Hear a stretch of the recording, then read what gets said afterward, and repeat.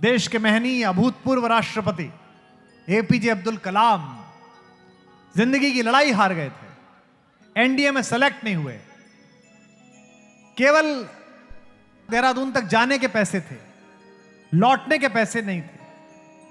आप में से कितने लोग ऋषिकेश गए? हाथ उठा के बताइए। बहुत लोग गए हैं। अब की बार दोबारा जाओ या नए लोग जाओ तो देखना, वहां शिवानंद आश्रम है। उस शिवानंद आश्रम के पास एक बड़ी शिला है, नीचे माता गंगा बहती है। शाम के समय जब पैसे नहीं थे तो सोचा कलाम साहब ने कि बहन के गहने गिरवी रख के आया था, सोचा था पायलट बन जाऊंगा, जहाज उड़ाऊंगा, सिलेक्शन नहीं हुआ, अब वापस जाने के पैसे नहीं है, ऐसे जीवन का क्या फायदा, आत्महत्या कर लेता हूं।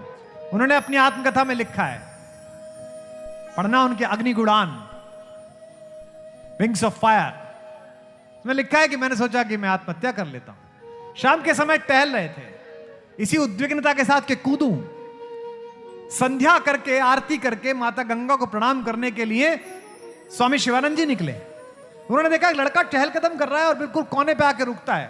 पुराना अनुभव, ज्ञानी आदमी, तपस्वी संत पहचान गए। बोले बेटा एक सेकंड रुक, यहां प्रणाम महाराज। क्या हुआ बेटा, यहां से कैसे घूम रहा है, गिर जाएगा, नीचे गंगा है। आंख में आंसू आ गए।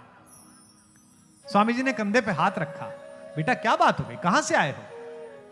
महाराज केरल से आया हूं। स्वामी जी ने मुस्कुरा कर कहा, फिर अंदर चल, तू तो मेरे आद्य शंकराचार्य के गांव से आया है, अंदर चल, ये सनातन धर्म है, ये भारत है। कलाम साहब अंदर आ गए, भोजन कराया, सारा पूछा, जाने के पैसे नहीं है, आत्महत्या करना चाहता था।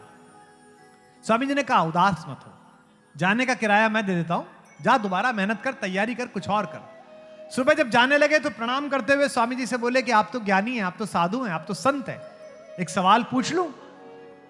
इस एक सवाल ने भारत को वो हस्ती दी जिसके कारण आकाश में हिंदुस्तान की बादशाह दुनिया के किसी भी बड़े मुल्क से ज्यादा है।